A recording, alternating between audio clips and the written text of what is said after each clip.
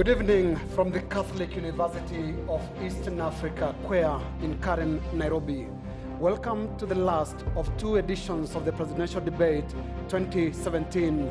My name is Linus Kaikai of NTV. And my name is Joe Agea of KTN News.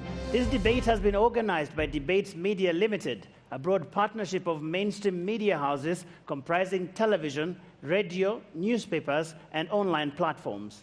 The format, rules, and guidelines of this debate have been developed by the Debates Media Limited in keeping with the best international practice and have also been aligned with the context of Kenya and Kenyans. Now, these rules have been shared with all the 8 presidential campaign teams, and the rules prescribe that only presidential candidates duly nominated by their parties and cleared by the IEBC can take part in tonight's debate. And as your moderators tonight, we shall be guiding discussions between the presidential candidates on selected topics that have also, as per regulations, been shared with the respective campaign teams. The questions are, however, our own and have not been shared with anyone. Now, this debate is taking place in front of a selected audience that includes ordinary Kenyan voters. The audience will quietly follow the debate, no jeering or cheering, no clapping or any form of applause, except from a moment from now, as we welcome the candidates on stage. As prescribed by the format, the candidates for the debate must have attained 5% and above of the popularity ratings in any recognized recent opinion polls. And the only candidates placed by Ipsos and Infotrack above this threshold are President Uhuru Kenyatta of the Jubilee Party and Honorable Raila Odinga of the NASA coalition. Now, both candidates have been duly invited for the debate, but at this hour, we only have present here NASA coalition's candidate, Honorable Raila Odinga, whom we now welcome on stage. Let us now put our hands together for Honorable Raila Odinga.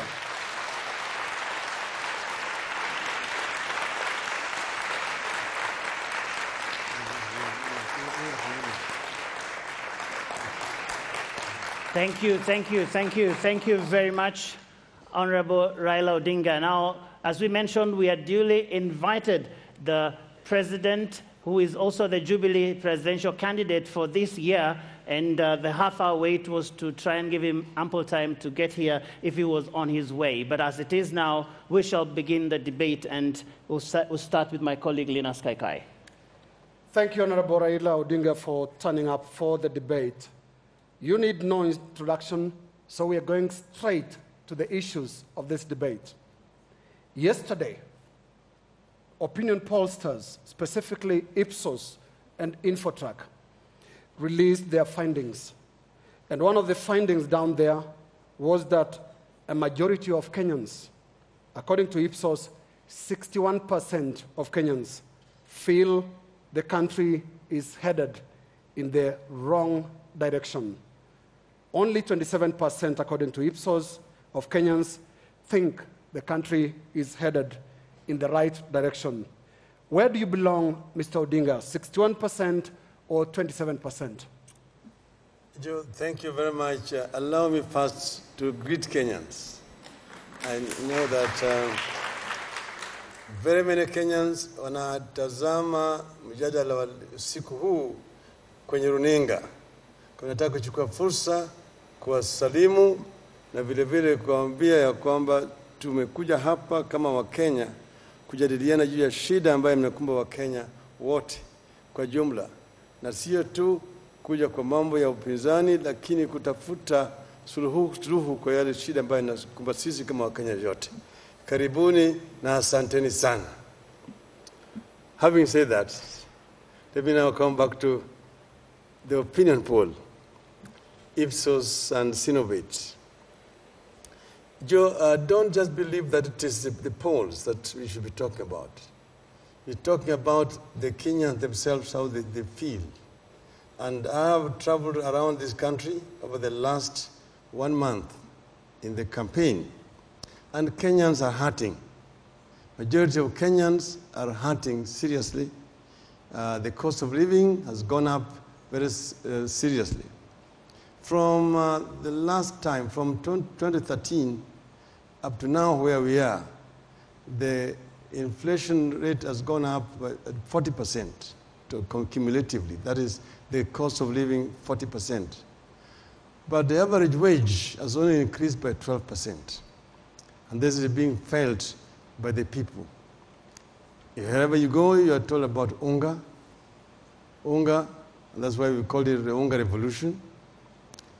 You know that the price of the maize meal was 110. It is now 150, 180, sometimes 200. The price of sugar is nearly 200 per 2 kilogram. The price of milk, which used to be 36 shillings, is now 60 shillings. But they buy it from farmers at 35 shillings. So generally, the Kenyans are justified in feeling that the country is headed in the wrong direction. And the issue is unemployment, and that issue is corruption, which is actually hurting our economy. The runaway corruption, what you call mega corruption, the Jubilee government. This really is, in my view, the cause of dissatisfaction by the people of Kenya. And Honorable Odinga, you're running for president for the 4th time, if I'm not wrong. And for the 4th time, you're running for the presidency of this country against the backdrop of very sad statistics, if Ipsos and Infotrack findings are to be believed, especially about the cost of living, corruption, and unemployment. What is your answers to these things, and why do you see yourself as the answer to these questions? Yes, Joe, this is my 4th time running, correct? And as you know, that I lost once in those other previous 3 elections. But I am running here because of my commitment to change this country. I represent change.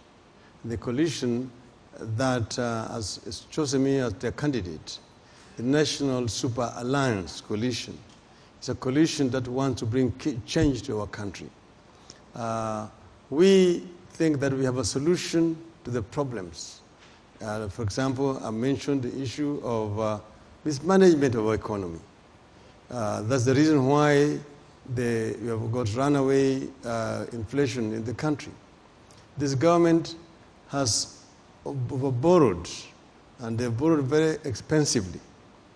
They've run away from the concessional loans and have gone for commercial loans with actually no maturity rate. And then borrowed and not invested properly, so that most of that money has not been invested in what you can say job-creating opportunities in the country. That's why the unemployment right now stands at 40%. We have nearly 12 million youths who are on the streets looking for jobs. We believe that we can find a solution to that problem. We believe also that we can deal with the issues of inclusivity in our society from the ethnic point of view, from the gender point of view. We also believe that we can be able to turn things around economically, can create fiscal discipline so that we can be able to raise sufficient revenue and invest that revenue also properly.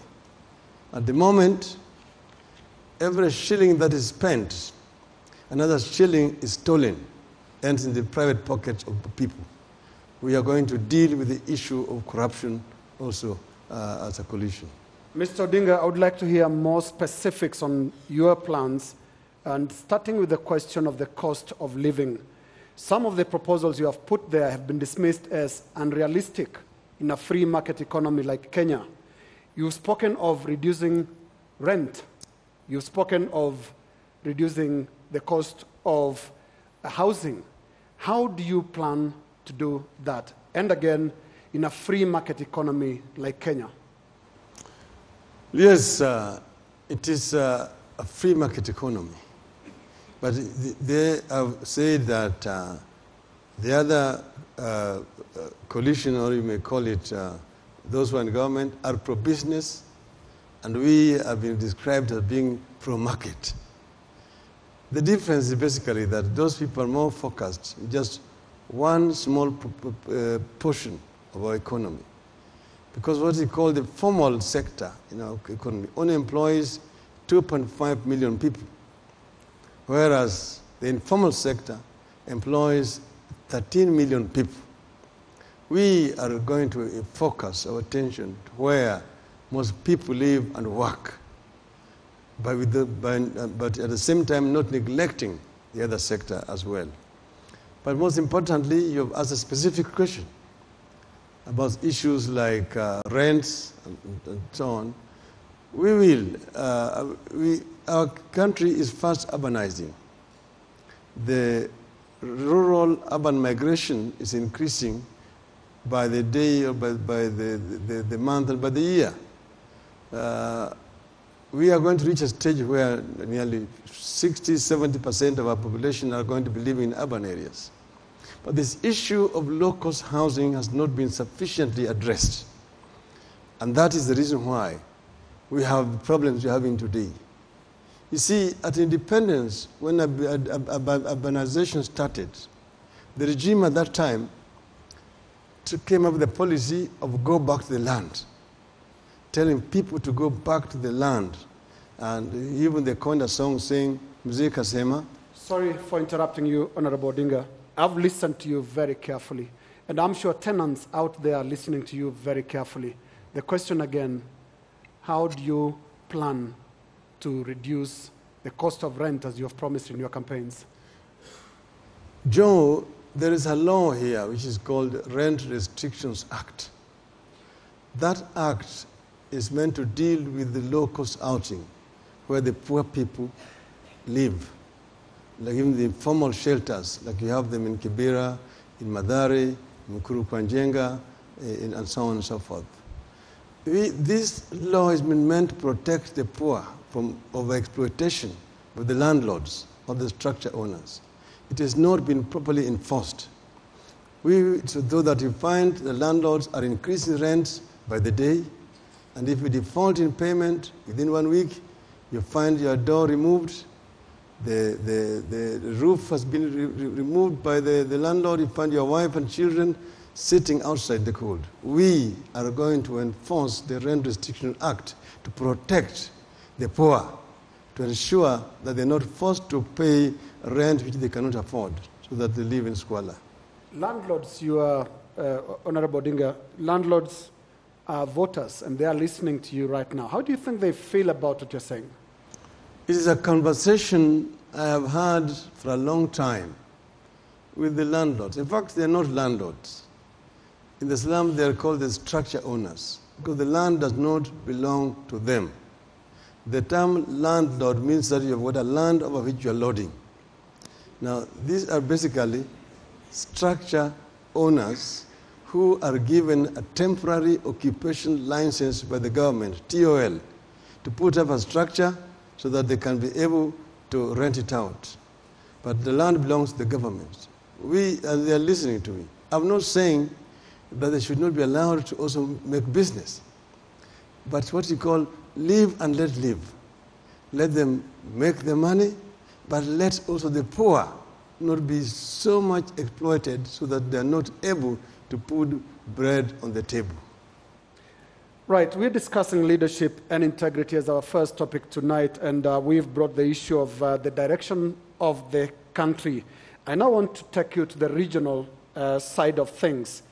And how do you think Kenya's standing around the region and Africa has been in the past few years, considering that just not long ago, the coalition of the willing that had gotten together to do the Northern Corridor projects, that's Kenya, Rwanda, and Uganda. Rwanda has changed its mind.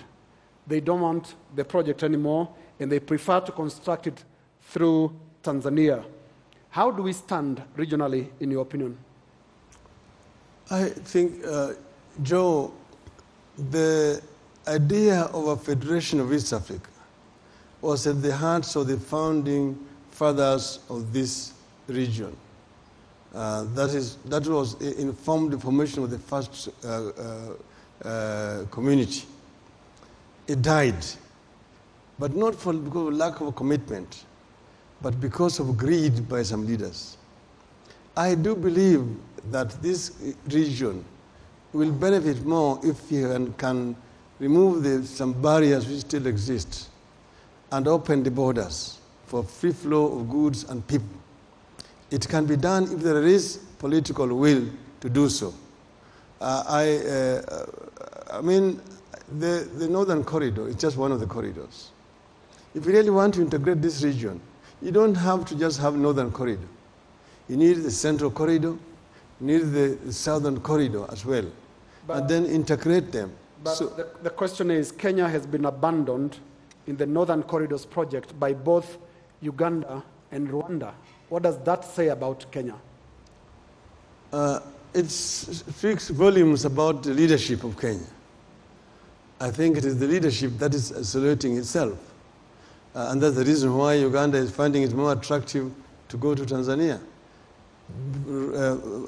Tanga or Dar es Salaam is much further away from Kampala than Nairobi and Mombasa. It does not make any sense economically, other than that it was a political decision. So I think that we need to do some soul searching and thinking. I think it is the leadership that has let Kenya down.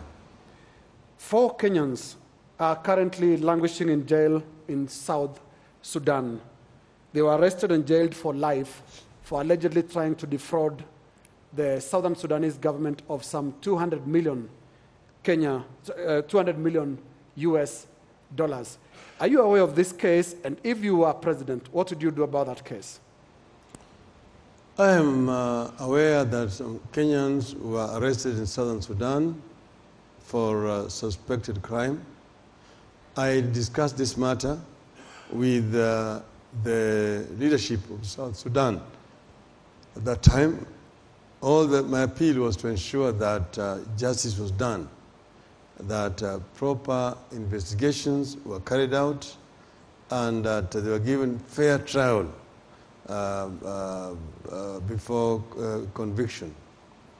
I do not believe that that has been the case as of now. We would really plead that those Kenyans are given a fair trial by international standards, so that those who are found to be culpable or guilty then face the law. In my view, that would be my plea to the government of South Sudan. And I do feel that the Kenya government has got sufficient political leverage to ensure that this is done to those Kenyans. I think the relatives of these 4 Kenyans would want to hear specifics on what you would do if you won the election on the 8th of August. Would you move to have them freed? Because the trial, unfair as it was, if you're describing it as such, is already over and they've been jailed for life. Yes, what I'm saying actually amounts to appealing on their behalf, because I'm saying that I'm not convinced that they have had a fair trial.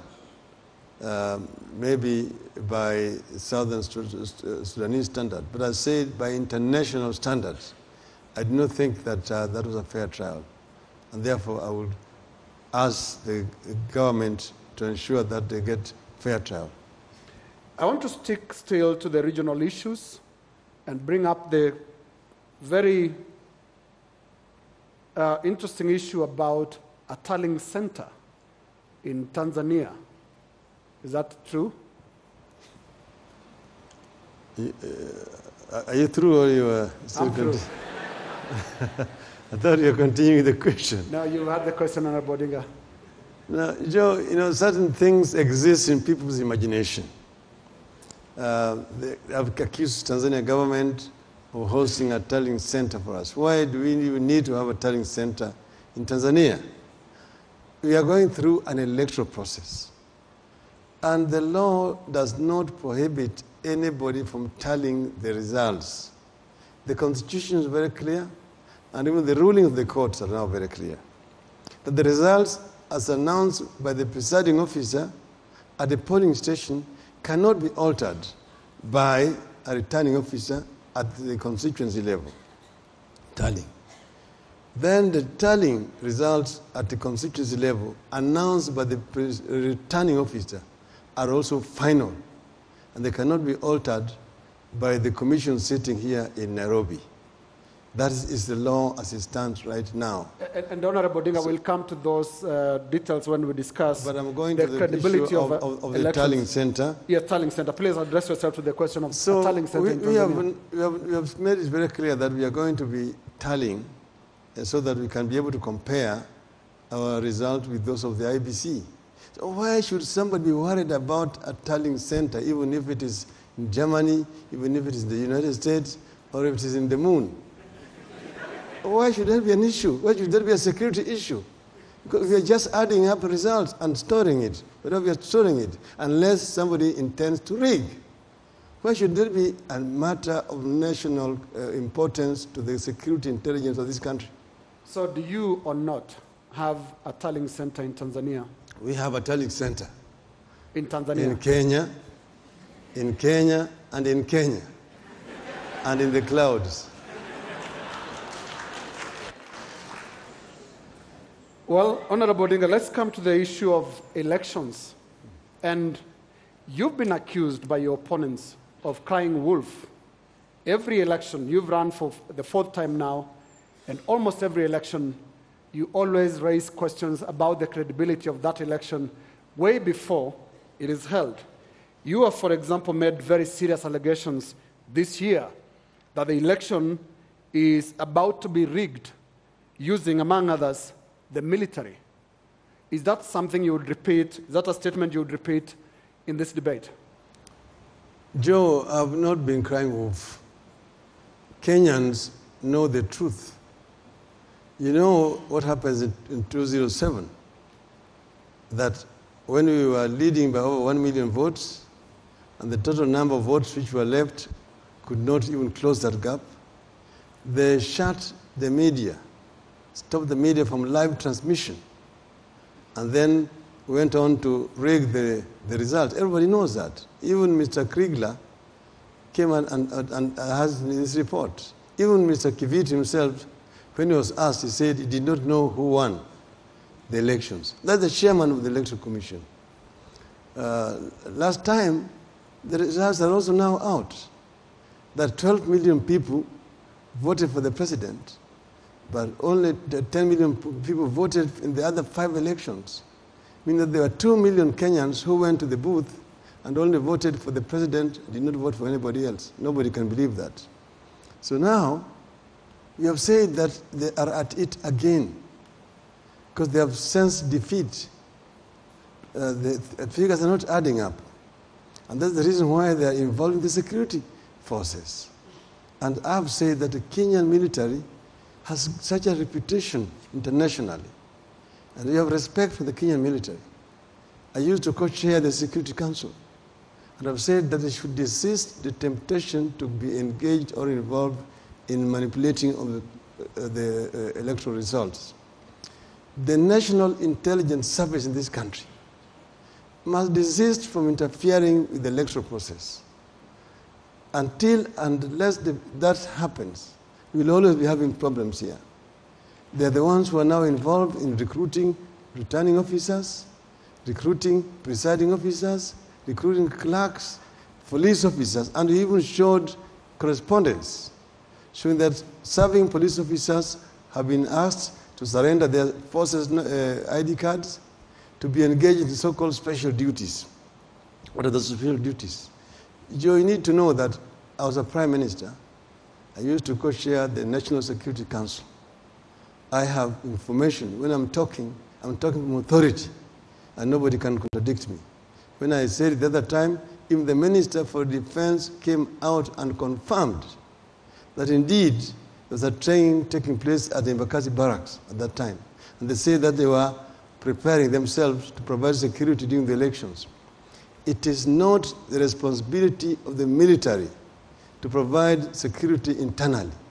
that the work of the police force, under our constitution, the security force, the military is only supposed to protect us against external aggression. And they cannot be deployed without express approval by Parliament. Parliament has been closed, and there's been no permission given to President Uhuru Kenyatta to deploy the military.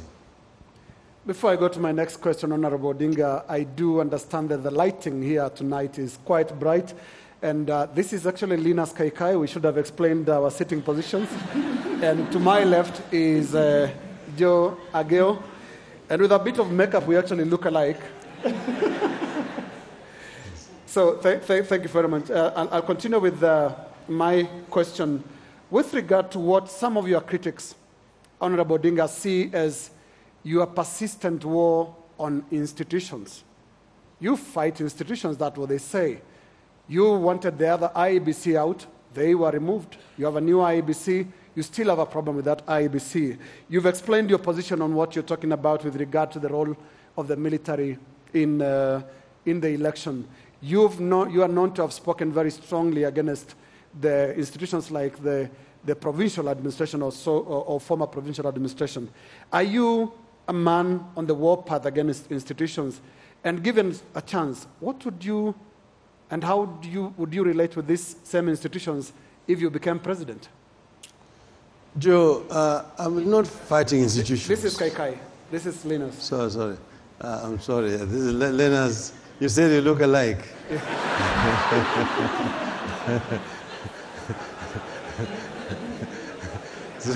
So I'm justified in confusing your identities. Absolutely. Go ahead. Whenever you see me criticize an institution, I'm not doing what you call negative criticism. I'm doing what you call constructive criticism, with a view to trying to make those institutions change. You know, we have a new constitution. If we had not been fighting the institutions, we would never been having we would not be having a new constitution today, because everybody else wanted the status quo to remain. Remember the talk at that time that Kanu will rule for the next 100 years. The country was not cohesive enough for multipartyism and so on. So we all the times want to bring improvements. You have a new constitution. Now this new constitution needs to be implemented. Unfortunately, the responsibility of implementing this new constitution fell into the hands of those who opposed it. Remember the red cadres and the watermelons, and they're the ones who are in charge. So they are actually undermining the new constitution. They are undermining some of these institutions, like the Electoral Commission. The Electoral Commission should be an independent body that exists and works independently without interference from the executive. But if you see Mr. Matiang'i coming out and telling the political parties that, oh, no, only one person is going to be allowed at the polling station as an agent, people are not going to be allowed, they will vote and leave, so on. You ask yourself, in all fairness, Mr. Odinga, your grievances against IEBC are older than Matiang'i's term as acting CS in charge of security. Yes, the first time we actually approached the IEBC and we asked them to bring about certain changes which we know brought some challenges in the last elections. And the former IEBC, led by Mr. Isaac Hassan, refused to listen to us. Our petitions to them fell on deaf ears. We therefore had no other alternative but to call for their removal. You remember, we said we wanted a referendum, and they provided us with a template of how to collect signatures. We went around the country collecting signatures, millions of signatures. When we presented them, they used a technicality to rubbish all that, and instead of allowing us, if we were short by a few hundreds, to fill the gap, they said the process was closed. In other words, they did not want a referendum to be held. So we knew that if we went on with this kind of electoral commission to the next elections, nothing was going to change. Doing the same thing, the same way, hoping to get a different results is stupidity. That's why we said we needed that IBC to go so that we could have a new IBC in its place. What is happening right now is that there's nothing wrong with the current commission. What has happened is that they retained the same secretariat which was part of the IBC that had gone. And then there is still interference by the National Intelligence Service in the work of the IBC. That is the reason why. Mr. Odinga, do you have proof of these things that you say? Joe, Linus, sorry. I told you that I never talk in vain. When I speak, I'm speaking from the point of view of information, which is from an inside, because I have my sources inside. So what I'm talking about is not just wild allegations. There are issues which can be substantiated, and indeed, we have written to the Electoral Commission, we have written to the Inspector General of Police, we have written also to the head of the military, drawing their attention to the information that is in our position. Right. Let me come to the issue of defense and national security, which is one of our topics on leadership. And Honorable Odinga, you've stated several times that you want Kenyan troops out of Somalia. But you've never, with clarity, indicated how you intend to tackle the persistent problem of terrorism, especially Al-Shabaab activities inside Kenya, Lamu, and other coastal areas. What do you propose to do after pulling troops out if elected president? Joe, I was at the National Security when we took a decision to send our troops into Somalia. But I had, as a prime minister then, to go to Parliament, move a motion seeking parliamentary authority for us to deploy our troops. We called it Operation Linda Inch, meaning that Operation Defend Our Country. They moved into Somalia. Then we got information from the military that just pushing the Shabaab in Somalia will not amount to much unless we liberated the port of Kismayu, which was their main source of supply. We did apply for international support. The US declined, the EU also declined. So we therefore decided to use our own military, the Air Force, the Navy, and the Land Army to liberate the port of Kismayu. That caused a relief to Ugandan troops which were marooned in Mogadishu. Thereafter, we should have retreated back to our borders. But what happened was our troops were then rehatted and made part of the AMISOM troops inside Somalia. In the meantime, the Al-Shabaab has continued to penetrate our territory and carry out attacks in Mandera, in Wajir, in Lamu, and so on and so forth. The AU had passed a resolution saying that neighboring countries should not send their troops into their neighbors' territory for fear of retaliatory attacks. We have now witnessed to these retaliatory attacks. We saw what happened in Westgate. We've seen what has been happening around. So what we said is that we need to withdraw our troops strategically from Somalia to our border and seal our border and provide strategic support to the AMISOM troops inside Somalia. And then at the same time, increase our intelligence here, intelligence gathering, so that we can be able to nip any pending attacks in the bud. We saw what happened in Mandera, saw what happened in Westgate the other time. I want to say that if I'm president, I will not be watching the Formula 4 in Dubai when Al-Shabaab are attacking our people in Westgate. I will lead from the front. And I think that this government has not done exactly what is needed to provide sufficient security for our people. Honorable Odinga, sticking to the Al-Shabaab question, I would like you to respond to some of the accusations that have been coming through from the government. Back in 2015, I think, when Mpeketoni was attacked, President Kenyatta, who is not here tonight, claimed that the attack in Mpeketoni was political. Last week, in the wake of the attack that included the kidnap of PS Mariam El Mawi, Coast Regional Coordinator Marwa Nelson claimed that politicians were behind these attacks. Both suggestions by the president and Marwa were pointing inwards, that is within Kenya, that politicians within Kenya were behind Al-Shabaab attacks. It is most unfortunate, Linus, that the government, and particularly the president, should be playing internal politics with the matter of security, particularly where the lives of Kenyans is concerned. At that time, allegation was made that it was a work of some local leaders. And remember, the Lamu governor actually was supposedly accused.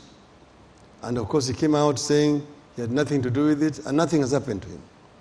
But Marwa himself, with these other people, they organized attack of innocent Kenyans in Likoni, supposedly as a retaliation to what had happened in Lamu.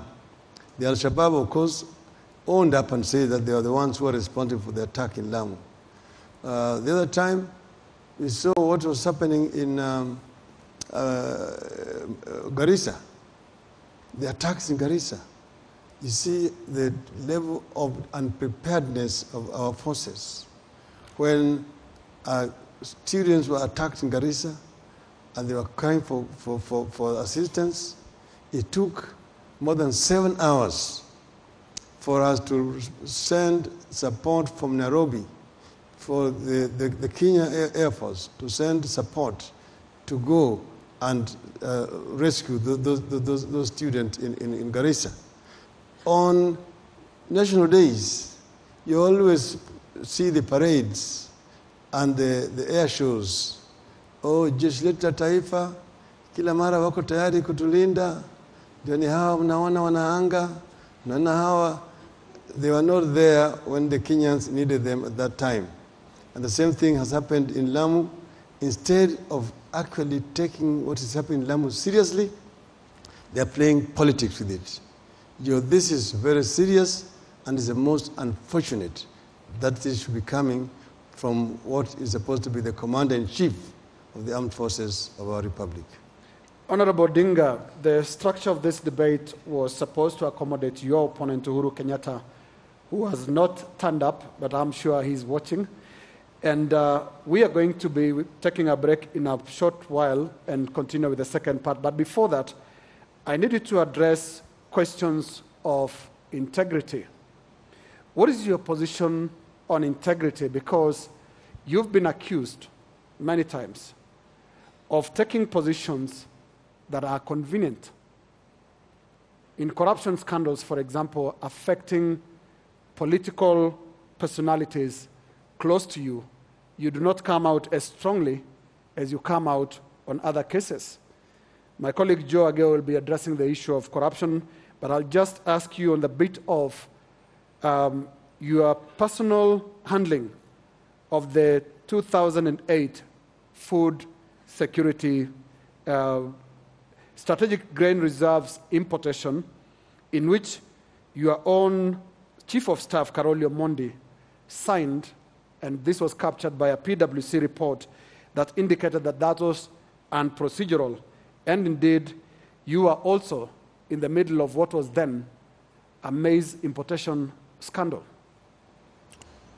Yes, Joe, thank you very much for that question. Now, let me go straight to that specific question you've asked about maize scandal. Remember, the maize scandal itself was a bigger scandal. But before I go to actions I took, there were people who had been mentioned, including ministers in that maize scandal. There were two of my officers, my chief of staff and my permanent secretary. I immediately asked them to step aside so that the investigations could be carried out. With respect to Mr. Karoli Omondi, the investigations were carried out by PricewaterhouseCoopers. Because yes, Mr. Karoli Omondi had signed authorizing the National Cereals Board to do the importation. What had happened was that there had been delays by the ministry and the NCPB to place the order for maize consignment coming from South Africa. As a result of which, the prices had gone up because the port of Durban was not available and they had to ship to Maputo.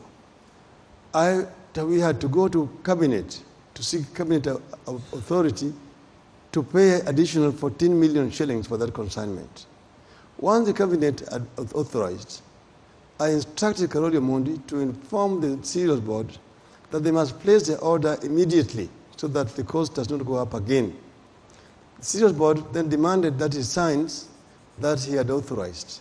I told him the memo was going to come from then the head of public service, Mr. Mdaura, containing the cabinet approval.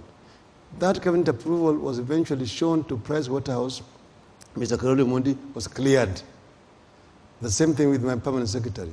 But you need to know that I also suspended the minister in charge of agriculture, who had been giving his friends letters to go and take maize from the National Cereals Board, the current deputy president. But that decision was countermanded by the president. And I would like you, Honorable Odinga, to be more clear on the issues you're addressing right there. The meeting of the 30th July 2008 in your office, attended by Naomi Shaban, Minister for Special Programs, William Ruto, Minister for Agriculture, and John Mishuki, Minister for Finance. And from our sources, this meeting was split because you preferred yourself getting maize from South Africa. Naomi Shaban and William Ruto, on the other hand, preferred to get it from Tanzania. And it seemed, according to the details of that meeting, that you lost that argument. I did not lose the argument. I was the prime minister. I did not lose an argument. We were very flexible. It needs to be known that at that time we were looking for maize which was GM-free. And it happened out that at that time it was only in South Africa. Tanzania had actually banned maize importation because they themselves had a shortage of maize, and they were not going to export to Kenya. Even at the cabinet, when we were told that there was maize, we sent the Minister for Agriculture to Dar es Salaam and arranged for him to go and meet with the President Kikwete, who was then in Bagamoyo. And the answer was clear. Now, Madam Naomi Shaban was talking about us getting maize through panya routes from Tanzania into Kenya. And we told her we cannot allow, as a government, to import maize illegally from our neighbor. That does not happen. And that's why I said, no, we cannot do that to Tanzania when they have banned maize exports. So we therefore made a decision to import the maize from South Africa. But because there was delays, the South African company had said that they had limited space at the Durban port. If the order was not placed by a certain date, they would have to ship, to transport this maize by road to Maputo, and that would result in additional costs. And they were still haggling whether to bring from Tanzania, whether to bring from Mexico, or the other sources they were talking about, West Africa, in Cote d'Ivoire. The opportunity to ship was lost, and the cost therefore went up by $14 million. And when they wanted us to place the order, I said, no, we cannot place the order because there's additional $14 million. We have to go back to the cabinet to seek cabinet approval. That was the reason why there was delay. But the input of all these events, Honorable Odinga, would it be right to put it to you that none of you really meant well? Pardon? None of you really meant well.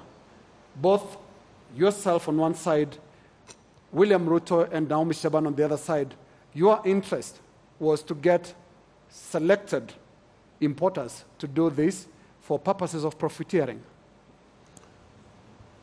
Linus, the work of a prime minister was basically coordination. That's how my office came in. That's why there was Ministry of Finance, there was Ministry of Agriculture, there was Ministry of Special Programs. Ministry of Finance, because they were paying, Ministry of Special Programs, they were the users, and Ministry of Agriculture, for obvious reasons. So the decisions were basically theirs. My office was basically just coordinating to ensure that these things were working smoothly. And that was the decision which was taken jointly between the President and myself. So we did not even know the companies which were going to export to SMEs. That the tendering was done by the NCPB. Everything was done under the Ministry of Special Programs and Ministry of Agriculture. Us was just to sit down, and these were brought for us, and to decide that this is what is workable, this is what is working in terms of our interests as a country. This is where we are going to get value for our money as a government. So we were not involved. Office of the Prime Minister does not procure. The Prime Minister just coordinates the functions of the government. Integrity is the question, and Honorable Odinga, that on that note, we take a short break. When we come back, Joe Agio, my colleague, will be proceeding with this, forward with this conversation. Join us shortly after this. We will be going back to that debate with Linus Kaikai and Joe Agio in just a moment. Right now, your feedback on debates KE, that is the hashtag. A lot of Kenyans are chiming in. They're talking about the questions they want to see asked. They're talking about the kind of responses they're expecting. And a lot are talking about the fact that so far President Uhuru Kenyatta has not showed up for this debate. And one more time, Debates Media Limited says all the candidates were informed, they were aware of the dates, and the candidates that showed up, the 3 in the first debate and 1 in this debate, the debate will go on because the understanding from Debates Media Limited, why all these media houses came together, is so that this can become democratic tradition. For every election season, for every presidential campaign season, there will be a debate, one or several, to allow Kenyans to interrogate the platform on which the candidates are running, and that is irrespective of who is running and who is the front runner in each of those debates and in each of those presidential campaigns. Real quick now, what some of you are saying on social media. Alfred Mbai, Yalundwele Sipite, why can't Raila Odinga be asked about issues facing Kenyans today? Cost of living, interest rates, etc., not history. So some people are not very happy about debates and the questions of integrity centering around stuff in the past. They want to focus on what's right now. Charles Mark Dienya says, if you're occupying a public position, you must have clarity of mind all the time. See how Raila Odinga remembers 2008 maize scandal. Douglas Musiga says, even though this is a one-man show, I see class in the Kenyan debate things. The auditorium, the crowd, and the moderators. So congratulating everybody that came out today, not just the moderators, but also everybody else in the audience. And I've got Bildad Kimtai says, poor advisors have let down Uhuru Kenyatta. Ignorance doesn't pay and won't pay. Humility is the way forward, even though you are a leader. So it was expected that President Kenyatta would be here. He was supposed to be in Marsabit today, but he cancelled that, so that was perhaps one of the indications that he might be coming for the debate. The same way the NASA campaign did not have a major rally today, kept the schedules open, and that was one of the indications that they might have been coming for this debate. And Raila Odinga was here about 20 minutes or so just before the debate began, and the organizers allowed another 30 minutes after the debate should have begun for President Uhuru Kenyatta to come. So far, that has not happened. I believe we're about half an hour out from the end of this debate. Looking through a lot of your feedback on hashtag debates KE. And I'm sitting here with the panel. They really want to chime in right now, but I don't think we have time for them to really say anything, even though they really do want to say something. Unless you can say it in 20 seconds or so. Okay, This is Joshua Kipto, this is Joking Gumi. In 20 seconds, really quickly, because we have to go back to the debate. We can't begin analyzing in the middle of the debate. I'd really love to address the thing that was raised about Raila, Honorable Raila, talking about history. We are living the consequences of decisions that were made a very long time ago. And I think it's absolutely right that Linus and Joe question Honorable Raila about these matters. Also because he's not just a man coming from the left, not like a lot of some of these people that we had in the debates earlier. This is a man with history in Kenyan government. This is a man who should be asked questions about things that went wrong those days, things that he had a hand in. All right, Kipto. Despite the absence of one of the candidates, I'm happy that the questioning goes to the issues, because at this point, even if we have one person, let us pursue the questions. What are his plans for the cost of living? What plans does it have? And I don't agree when you say, for example, we shouldn't focus on the history. We shouldn't focus on the Kenyan story. We get it wrong, because the Kenyan story begins right from independence. And the main question is, based on that history, what can we do? Okay. So I would love them to have specific questions and let them give us specific policy measures that can cure the country. A good balance. A good balance. Fantastic. In fact, we can now go back to more of those issues right now. I want to take you back to the auditorium here at the Catholic University of Eastern Africa with Linus Kaikai and Joe Gayo.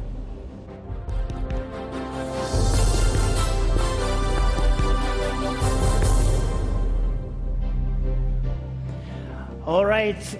Welcome back to Debate 2017, happening here at the Catholic University of Eastern Africa. My name is Joe Agay of KTN News. My colleague Linus Kaikai has been driving the first part of that debate, and I'll take you through the next one. Now, if I will request the Honorable Raila Odinga, if you could take your place at the podium, please.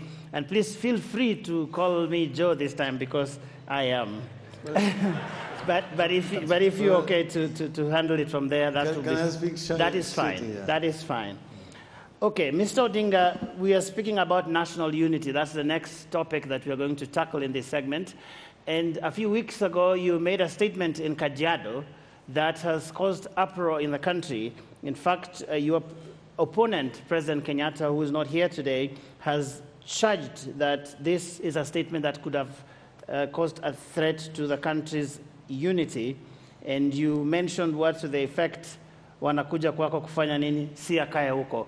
What was the context of this statement, and do you now regret it, given the kind of conversation it has created in the country? Joe, on the contrary, I don't regret any words that I uttered on that day.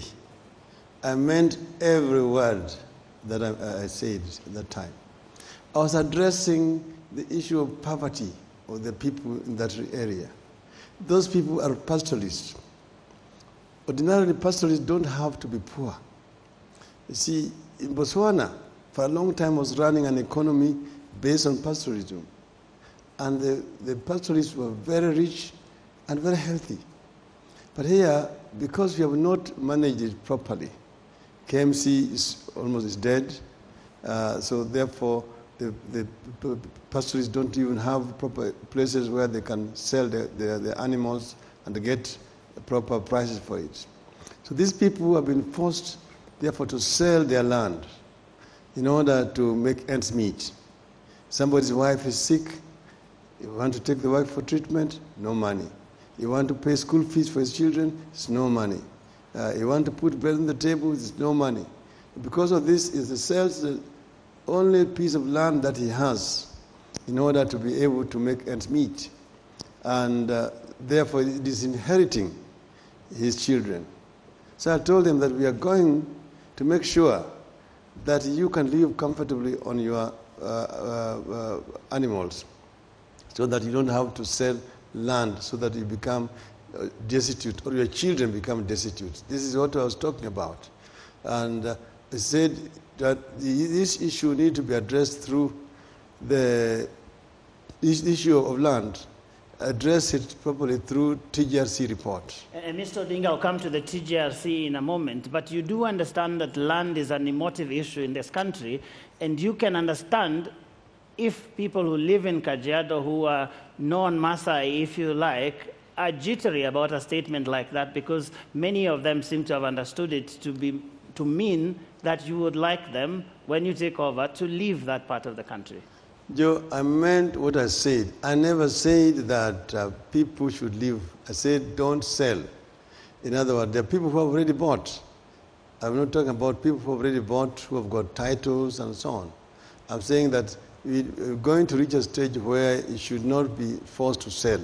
But there are people who have got a lot of land in Kajiado. Those people with excess land should sell.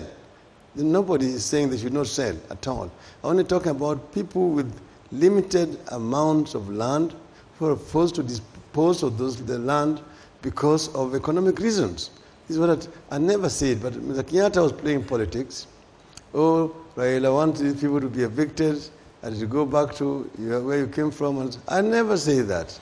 In Kajiado, there are members of so many other communities who live there, not only Kajiado, even Narok, in several other places.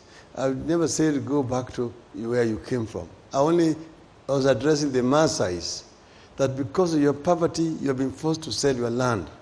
We will deal with poverty so that you don't have to sell your land, period. So if there's someone in Kajiado right now who's feeling worried about what you said that day, what do you tell them tonight? That they should sit comfortable. They don't have to worry at all. Raila Odinga want to see Kenya as an integrated society. So many communities live in Kajiado.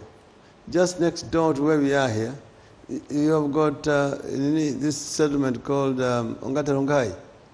There you'll find very many Kisis there. In fact, our candidate for the member of parliament for Kajiado North is a Kisi.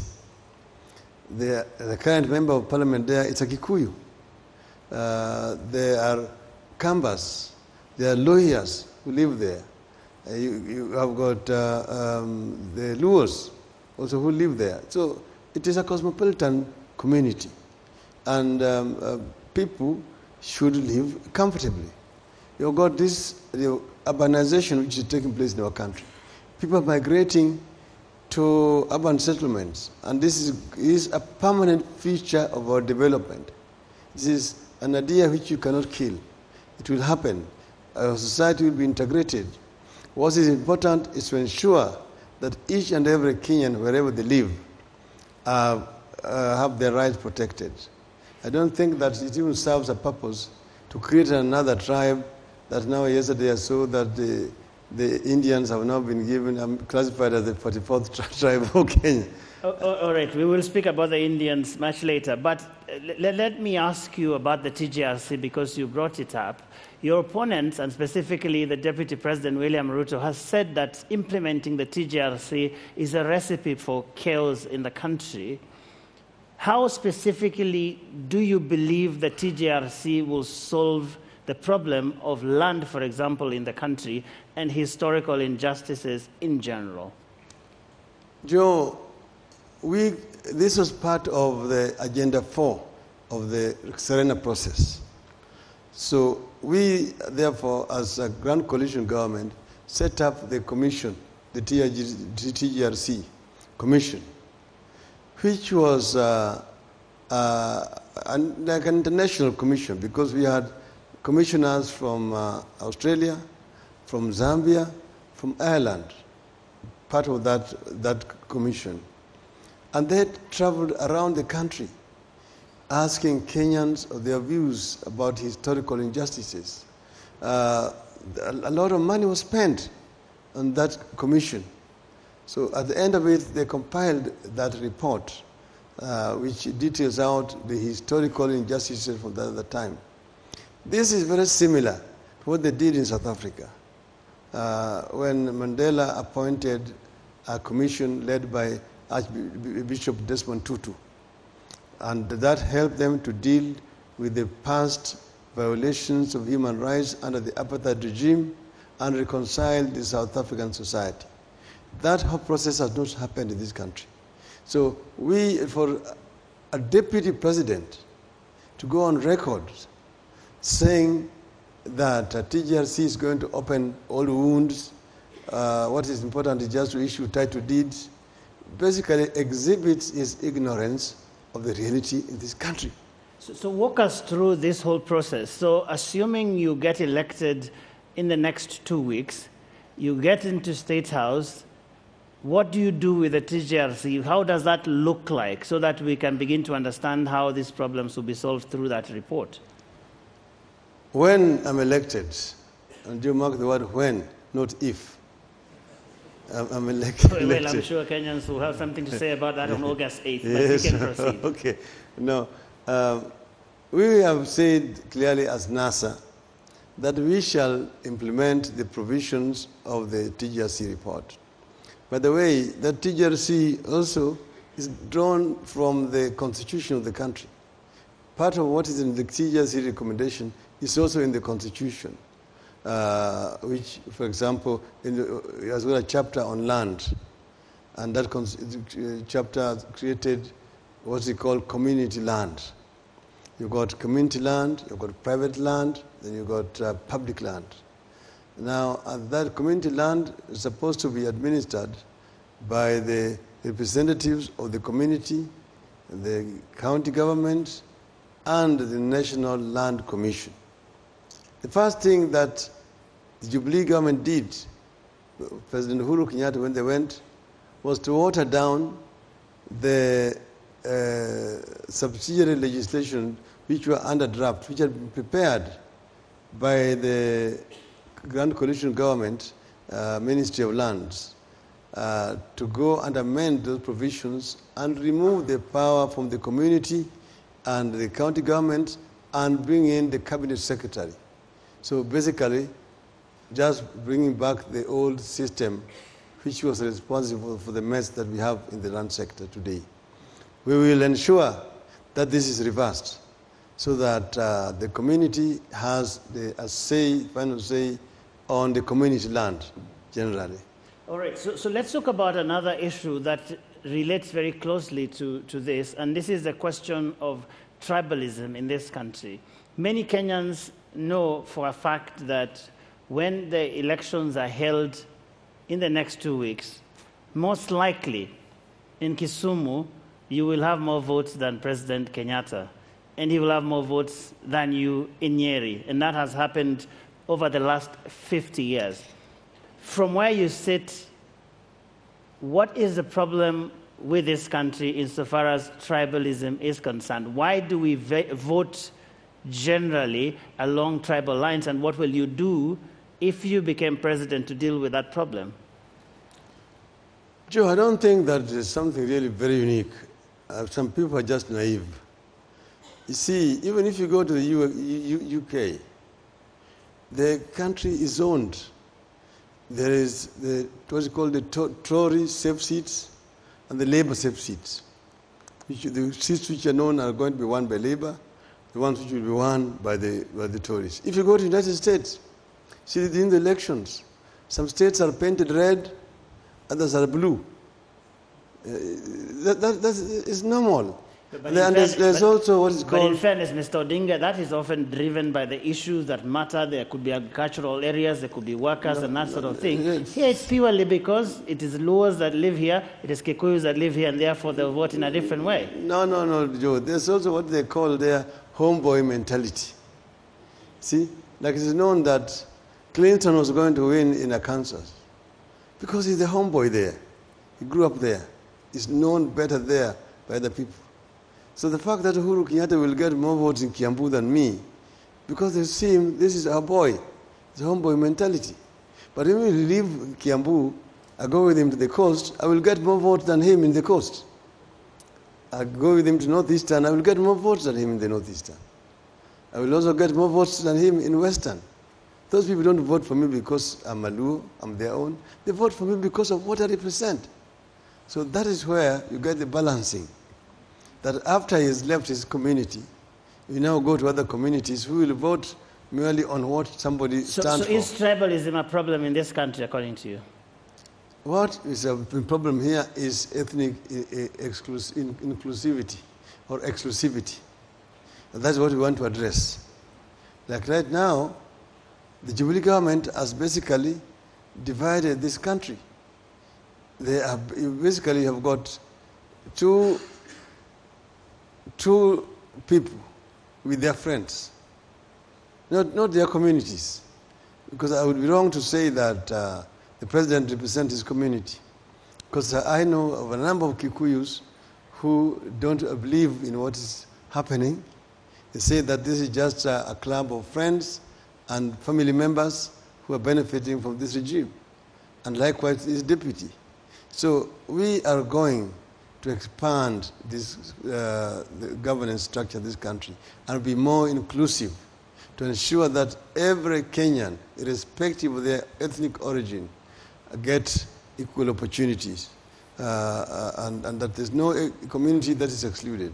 But Mr. Odinga, people who look at your own record often charge that while you were Prime Minister, that your office had quite a number of people from your ethnic community, and that as a matter of fact, even in your politics, there are people who are related to you who often get nominations to run on your ticket, and that somehow your politics has also been defined by tribal inclined decisions.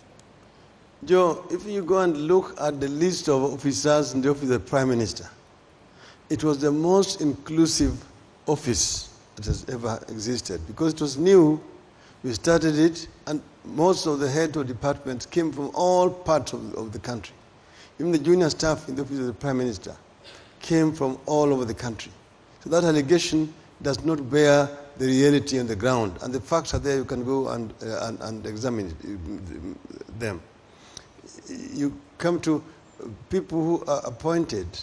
I did not know, Joe, that if you are now in the government, you are Prime Minister, then none of anybody remotely related to you can be employed by the government.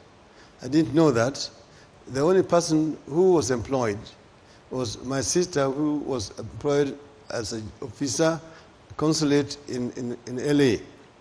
And she was a competent Kenyan. She got a PhD. And she was chosen by the Ministry of Foreign Affairs, had nothing to do with it.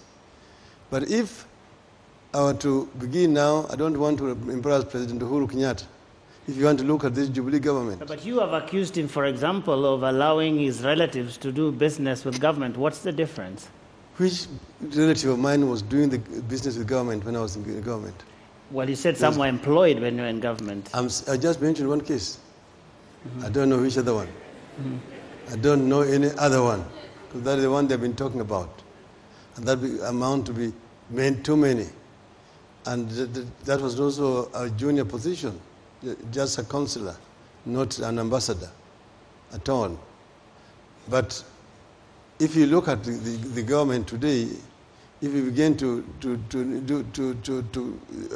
do a roll call, I think the government will be embarrassed. So I don't want to go along that line. Okay, Mr. Odinga, you have about 1.1 million followers on Twitter, and there's a lot of hate going on there. And I haven't seen you, for example, use your Twitter handle to say something about it. There are a lot of people who say bad things to other Kenyans in your name. Joe, social media is a free media. You don't regulate it. You don't even know who is speaking there.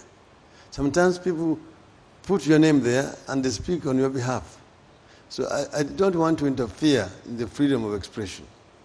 People say all sorts of things that they want to say, and I don't want to regulate it. It's a freedom of expression, and it's something that is new. Maybe you people in mainstream media are also not used to it. Are you saying you have no responsibility there as a leader? Because there are people who say that social media funds violence. If, for example, there's violence in this election, that would be a very active playing ground, no? I have no brief for people in the social media, but you need to know that social media exists also in the United States, in Britain, and so on. I see Mr. Kaparu charged, talking about how he's going to gag social media, how you want to stop them, hate speech, and so on. I hope this is not an excuse to do what they did in Uganda during the election time, shutting off the internet so that they could exclude social media. I think that is the freedom of expression which should not be interfered with. All right, Mr. Odinga, before we move to the next stage where we'll open this to the audience here, I want us to revisit an issue that my colleague Linus touched on, and this is the issue of corruption as our next segment here. And you said that one of the reasons why the cost of living is rising in this country, and one of the reasons why you believe the country is headed in the wrong direction is because of runaway corruption. As president, if you get elected, what will be your specific role in the fight against corruption? Joe, corruption exists virtually in every country. The difference is that in some countries, when it is uncovered, action is taken against the people who are involved. And that is where we are different. That's the reason why Kenya ranks very high in the Transparency International Anti-Corruption Index. I think this now rank Kenya as the third most corrupt country in the world. Kenya is playing in the Super League of corruption. The giants like Nicaragua, Sri Lanka, DR Congo, and so on. But even during your time as Prime Minister, we still were ranked together with Nepal and Nicaragua. No, we were lower. We were lower. We have climbed much higher now. But what was happening is that we kept on going lower and lower from where we took it when we took over from Kanu. But tell us what, as president, you would do. What I'm saying is the action is what is lacking.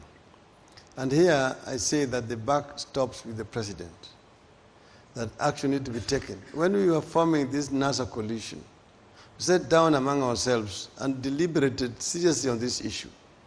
That's why you'll find it in our coalition agreement. You say that every member of this club will ensure that they don't do business with government. And that includes also their relatives. And that action will be taken against public servants who are involved in any kind of corrupt act. If you find a situation where a president convenes a meeting in State House to talk about corruption, and then admits publicly, I've done this, I've done this, I've done this, and this, what do you want me to do? I've failed. Basically, expressing failure. I say, Mr. President, the buck stops with you. If you have failed, then pack up and go home. Well, that's fair enough, and that's easy to say. But I have listened to the president when he speaks about corruption, and I think this is what he says, that he has ensured his government has provided money to the agencies. He says all the commissions are independent, EACC, Directorate of Criminal Investigations, the courts are independent, and that he fired certain people from his cabinet, which was within his powers to do, and that based on what the Constitution says, there's nothing left for him to do. If you were in that situation, what is that other thing you would have done as President Raila Odinga? First, Mr. President needs to allow the independent institution to work independently. He took a list which had been given just for information, names which were still under investigations. And because he was in a hurry, he went and tabled it in Parliament. Some of those people had not been found guilty. There was no sufficient evidence against them. And he tarnished names of very many innocent people. Then, on the other one, when we looked at that list, we found that a number of names were actually been missing. Some names had been expunged from it. And I challenged him. And I said there was a name here of then the Minister for Devolution, which was here and has been removed. And I showed him where the name had been removed. Then came the NYS case. And I told him, I know what is happening in Kibra. I know how NYS was being looted. And I said, the suspect is so-and-so. They came out and said, I should leave that lady alone, that I should face them directly, himself and his deputy. He called a press conference in State House. When later on evidence emerged linking that minister with that scandal, Deputy President went to a church in Githurai and said that that lady should stop speaking too much English. She must answer. You know, For your information, Joe, that lady is the candidate of Jubilee for gubernatorial elections in Kirinyaga. So what would you have done, Mr. Odinga? I would have taken action, a la Magafuli style. I would have Magafulied her.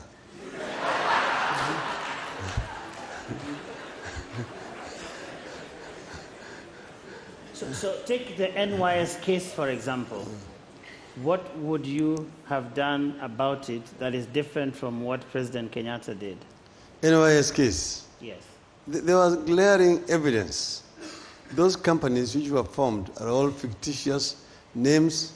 They're basically people who are fronting, or the people behind it.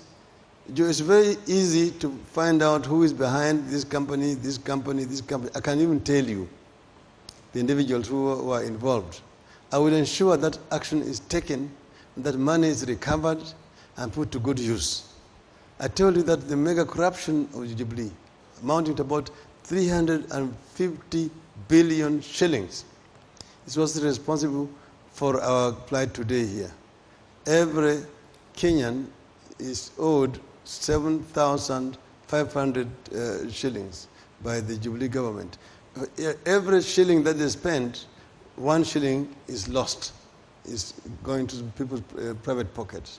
So they come up with budgets of billions and billions. You put billions in health, billions in education, billions here. All those billions don't go to proper use. They're all misappropriated.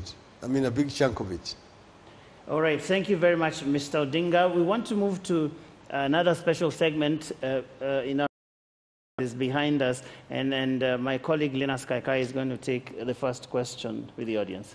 That's right, indeed. We do have the audience seated in here, and we've also received very many questions by email prior to this debate, and we do appreciate the number of questions that we did receive, and apologize that it will not be possible to have all those questions answered.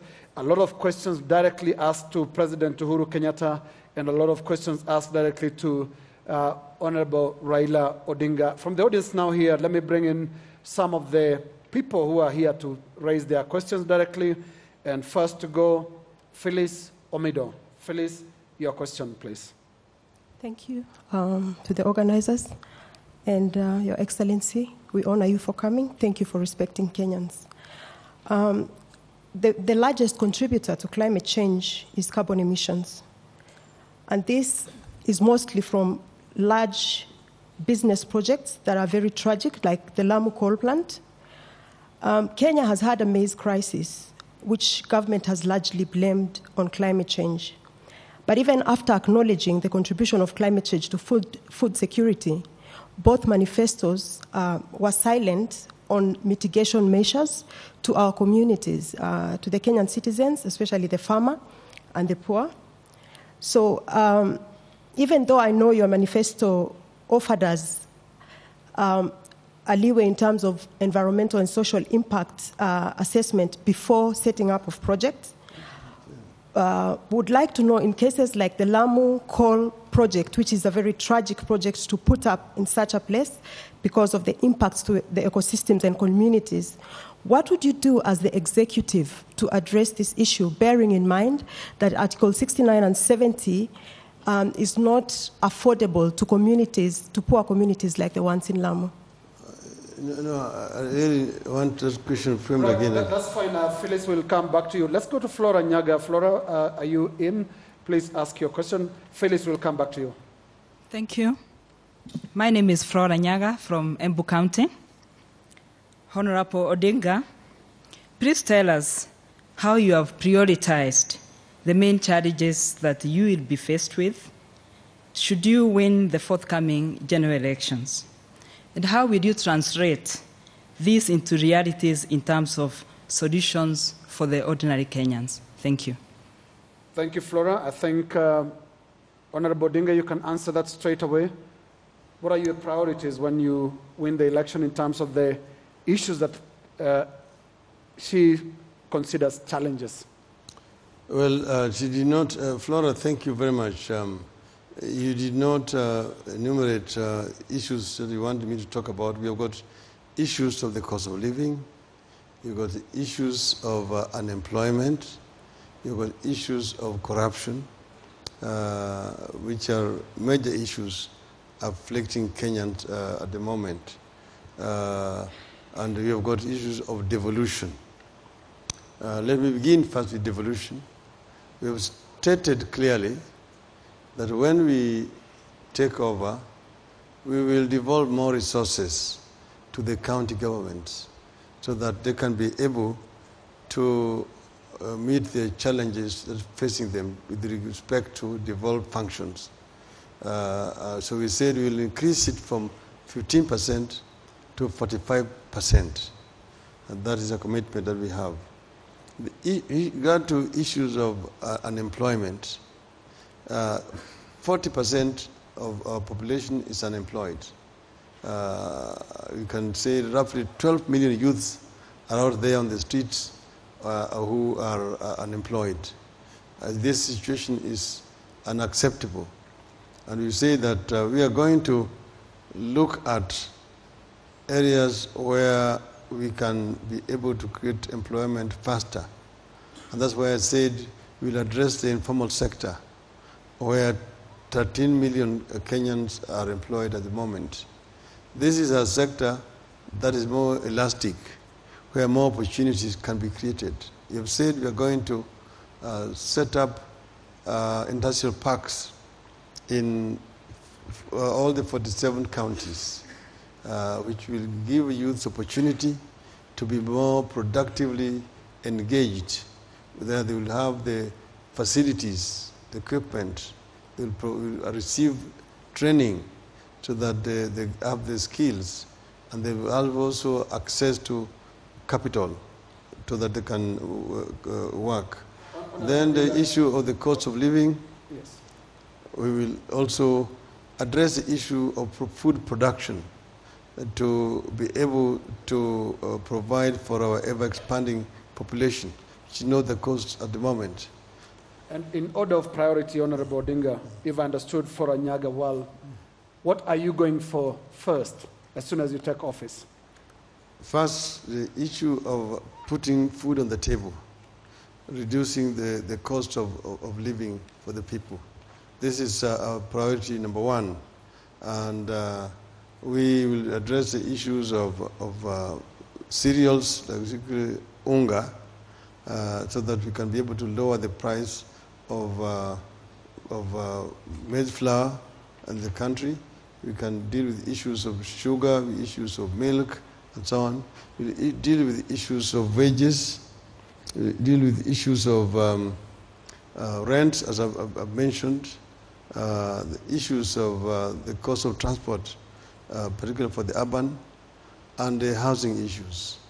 I would like us to take as many questions as we can, so I would like to bring in Josephine Mongare. Josephine, your question? Thank you very much, Right Honorable Minister, Prime Minister. My name is Josephine Mongare. I'm the FIDA chairperson.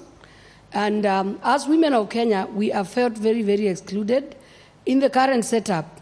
When we look at your coalition, we look at the Jubilee coalition, we do not see you women being prioritized and being at the front of these election campaigns. Now, seeing the data from the IEBC, women have only managed 9% of candidacy. This clearly means that the National Assembly and the Senate will not make the one-third constitutional requirement. Would like you to share with us today, as women of Kenya, what are your strategies should your government take over on the 9th of August? What strategies do you have to bridge that gap? One, in your government, and two, in Parliament. Because we have done what we could do as the women of Kenya to make sure that the 11th Parliament passed a law which was not possible. Now we are going to an election, and clearly we will not achieve one-third gender role. Thank you. Thank you, Josephine. Yeah, the issue of women inclusion is very central to our policy. And when we are talking about this, it is not just a question of women being members of county assembly, members of parliament, members of the Senate. We're talking about opportunities available for women in society generally, because that's where we are going to absorb more women. Because we're talking about parliament, you're talking about just 350-something people. it's pretty very few. There, what we need is to have a law passed. And as you know, although Jubilee had said they were going to do it, the parliament was closed without them doing it. And in parliament, we had what was called tyranny of numbers. We, as NASA, were very committed to having that law passed. But Jubilee denied us the opportunity to do it. That's why it is important to vote wisely. Vote more NASA members of parliament so that we can go and pass the law that will then bring more women into parliament. All right, Mr. Odinga, thank you very much. Our next question will come from Malim. Thank you so much, Joe. The Right Honorable Prime Minister, Harun Maalim. According to Kenyan population, about 1.3 million Kenyans have disability. But World Health Organization refuted that and put about 6 million. And as a country, we have beautiful laws. The Disability Act, the current Constitution, and even the Convention on the Right of Persons with Disability. Unfortunately, up to today, there is no policy that operationalizes those laws to make services accessible to these most marginalized communities. From 2006, National Disability Policy is still a draft. When you will be elected as a president in your first 100 days, what will you promise these Kenyans who feel, despite these great laws, they are still at peripheries in accessing the services? And I wish you good luck in your campaigns. Thank you. A very specific question, Mr. Odinga, about disability. We will ensure that the National Disability Policy is passed together with the enabling legislation so that the people with disabilities can be adequately catered for. When I was Minister for Public Works, I actually came up with the regulations to ensure that all public buildings are user-friendly to people with disability.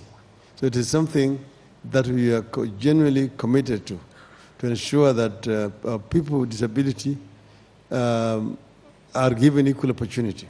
Because as I believe, disability is not inability, and therefore they must be given opportunity to serve the country. Thank you, and that will be the final question from the audience. Honorable Odinga, two more questions from this desk as moderators of the night. My first question to you, Honorable Odinga, is you come from a family, one of two families that have for the last 50 years plus dominated Kenyan politics. How would you respond to perceptions that these two families have held Kenyan politics hostage, literally, and with two characteristics? One family moving with a sense of entitlement in terms of leadership, and another with a sense of victimhood. Entitlement on the Kenyatta family and victimhood on the Odinga family. What do you say to those perceptions? I think they're very misconceived perceptions. First, begin at the beginning. Jomo Kenyatta initially was a freedom fighter, and he was imprisoned by the colonialists for 9 years, kept under very inhuman conditions. Jaramogi, on the other hand, became a freedom fighter and fought for the release of Kenyatta. And when Kenyatta was released, Kenyatta then became the president, Jaramogi became the vice president. So they earned those positions by virtue of the fact that they sacrificed for the freedom of this country. So it was not like entitlement.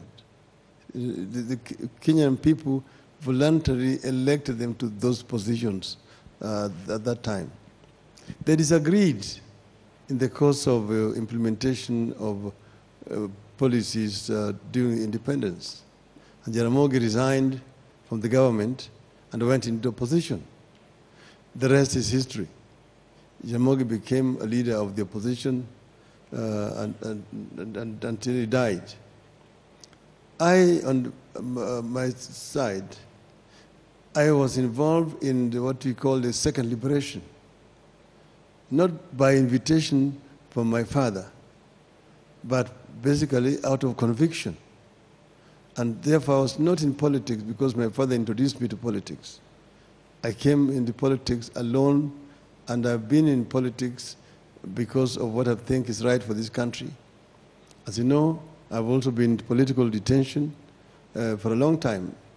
You saw me walk away from that place because of that light interferes with me, and you see my eyes sometimes watering because of the damages I suffered when I was in the detention and the poor lighting in detention. That is what damaged my eyes. Now, I have continued on this because I represent the force for change in the country.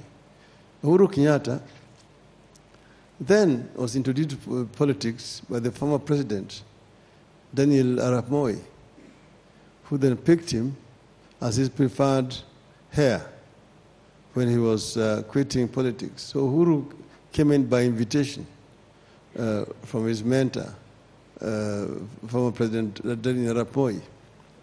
But he's then remained now an actor on his own when Moi left the stage. So he's also not here because his father brought him into the stage. He's a Kenyan, like any other Kenyan. So I think it would be very unfair to infer that we have held this country hostage as families. I think you've answered the question, and I will also be asking you about your relationship with Uhuru Kenyatta in a moment, but I think there's an audience question that we had skipped, Joe. Yes, and that was from Phyllis Omido. So we can do that before we wrap things up here. Phyllis. Thank you. So the biggest contributor to climate change is carbon emissions. This is mainly from big business, especially tragic projects like the Lamu coal plant. Kenya has had a maize crisis that government has largely blamed on climate change. And yet, even after acknowledging contributions of climate change to food security, all the manifestos were silent in terms of mitigation of impacts of climate change to our communities. Now, even though your manifesto gave a leeway in terms of environmental social impact assessment before projects, I would like to know that for cases like the Lamu coal plant, where it's clear that the social environmental impacts will be irreversibly terrible for the communities, what would you do as an executive to protect communities from such impacts? Well, we know that the climate change is a major threat to survival of humanity generally. And that's the reason why it's an issue that must be handled internationally. Debate on climate change all over the world. As a Prime Minister, I was very much involved in these matters. We as a country need to take action to protect our environment, to basically reduce the carbon emission coming from our country. Remember, I was responsible for conservation and protection of our water towers, which are 5 generally, and several others. We as NASA actually have discussed that issue, and that's why in our manifesto we're talking about doing due diligence on projects before they are sanctioned. You are talking specifically about a project in Lamu. But I just want to tell you that coal plants still exist all over the world. You go to China, they're there. You go to Europe, they're there. In the United States, they're there. There's what is called clean coal. Clean coal as opposed to just ordinary coal plants. So that is an issue that needs to be looked at more comprehensively rather than just emotionally. And you know that in those other countries, there exists not just one plant. There are several plants. So the clean coal projects generally are acceptable internationally. So this is what we need to debate. What kind of system are they putting up in Lamu? Because I know the environmentalists sometimes go overboard. You remember when we were setting up the Sondo Miriu project in Sondu, there was a lot of noise. The Tiomin plant in Kwale elicited also a lot of opposition. I think these are issues that we must look at on a case-by-case basis in order to justify actions that are being taken by the government. If the Lamu coal is a project that is going to destroy or interfere with the environment, of course we will not accept it. So it depends on what technology they're going to use. Thank you, Honorable Odinga. We have two final questions before we allow you to make your closing statement. And earlier on, you defended both the Kenyatta and Odinga family about their role in politics. And I now want to come specifically to your relationship with President Uhuru Kenyatta. In one of your many football commentaries, Honorable Odinga, you once said, in my presence as a reporter, that Uhuru ameanguka chini, sijui amekunywa nini, which in effect was a suggestion about sobriety or drunkenness. Last week, a few weeks ago, you sat quietly behind one of your political surrogates as he called Uhuru Mlevi and DP William Ruto Mwizi.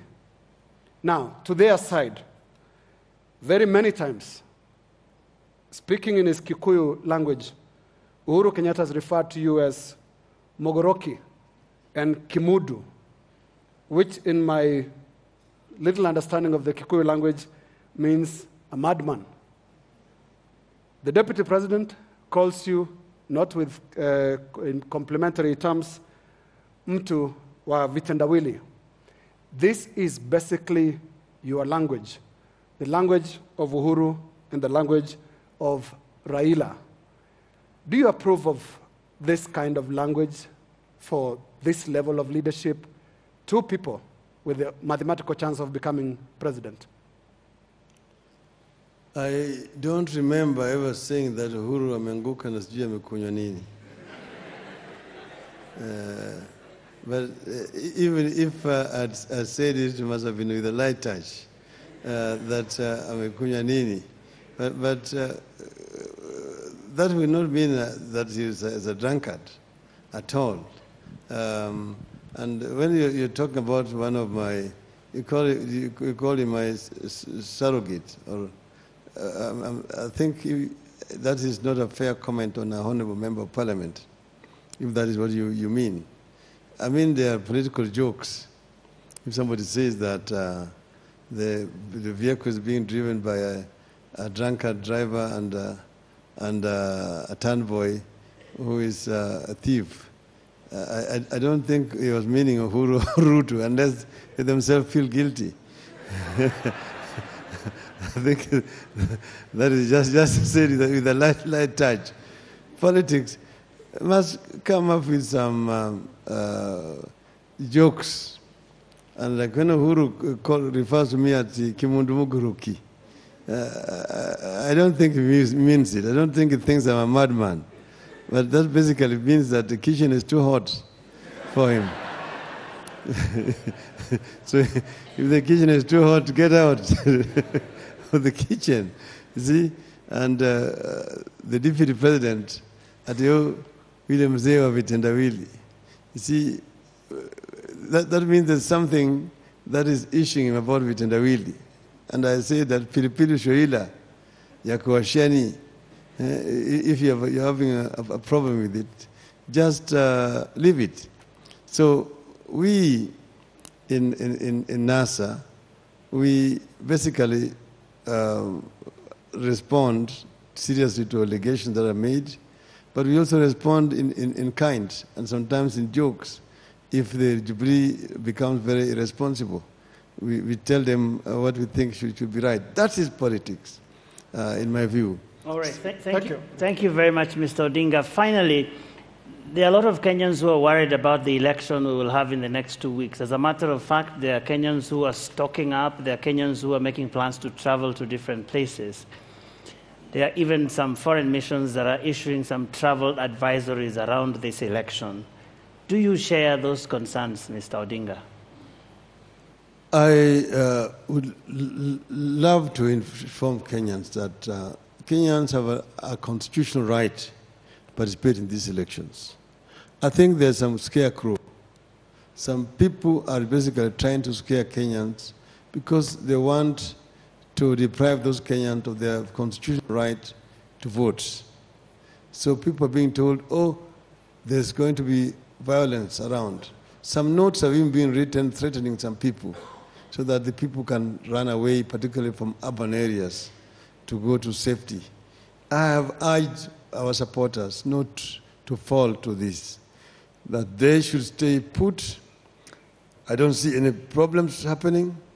We have said that there will be no violence in Kenya so long as elections are free and fair. And the government has assured us that they are not going to interfere. The IEBC has assured us that the elections are going to be free and fair. So we should not be scared. People should not run away from where they're staying, because by running away, you're actually depriving us of your vote, either Jubilee or NASA. So we want these elections to be won fairly. And we want Jubilee to also desist from trying to manipulate the electoral results, as I mentioned earlier on, using the security forces. We want to win fairly. And if we win fairly, fine. You've also said that in the unlikely event of us losing, we will congratulate Jubilee. They've been asking me all the times, are you going to accept results? We will accept free, fair electoral results, outcome. If they're free and fair, we will accept them. All right. Thank you very much, Mr. Odinga. Before you leave, we will welcome you to make your closing comments. Thanks. Let me stand up here. No, there are two groups of people I did not address. One issue of housing, I did not address it in the context that we are discussing it as NASA. That we are going to invest heavily on low-cost housing that is affordable to the population. Yeah, so that, please use the microphone. You're free to use it. Yes. That we are going to invest as NASA in low-cost housing, which is the problem right now. That's why people are having issues in the slums. That our youth can get decent housing when they get married as families. That happened in Hong Kong, in Singapore, in Malaysia. Okay? The other one are the single mothers. These young ladies who either have divorced, or their husbands have died, or they just got children. These mothers are having serious problems bringing up families. We say that we are going to pay special attention to this group so that they can be able to access capital, so that they can be able to do business or get employment, so that they can be able to look after their children properly. Finally, I just want to tell Kenyans that we are on the brink of history as a country. It has been a long journey to reach where we have reached today as a people. 8th of August is going to remain in the annals of our history as a very historic day for our people. Every Kenyan who is able, who has registered as a voter, must turn out to cast their vote to participate in history making. I'm sure that at the end of the day, Kenyans are going to emerge victorious. So we urge you, whether you're a Jubilee supporter, if you're a NASA supporter, turn up and vote for us, because Nane Nane will remain forever a very important day in your life. Thank you very much. Asanteni sana wa Kenya kwa kunisikiliza. Juta ya kwamba ndugu yangu Uhuru Kenyatta hakukuja. Ningependa sana akae pale, nieleze yale maneno yote, akisikia apate fursa ya kujibu, lakini ameniwacha peke yangu. Ameniweka shere, lakini ndio ameweka boya hapa, lakini pamoja na haya mimi namtakia kila laheri na rafiki yake Bwana Ruto. Natakia waheri, nasema hiyo mchezo mchuano itakuwa ya kirafiki na yule ambaye atashinda ashinde, na asiyekubali kushindwa sio mshindani. Shukran, asanteni sana. All right. Thank you. Thank you very much. Thank you very much. Now, that closing statement from candidate Honorable Raila Odinga marks the end of tonight's debate and indeed the 2017 presidential debate series. Indeed, we thank the candidate, the Honorable Raila Odinga, for the lively engagement, which hopefully the Kenyan voter watching tonight found useful. Now, on behalf of Debates Media Limited, all broadcasters involved and partners that supported this endeavor, we thank you. My name is Joe Agayo of KTN News. And my name is Linus Kaikai of NTV. Mr. Odinga, you may now step forward for a handshake and further interaction. To our viewers out there, good night and thank you for watching. Good night.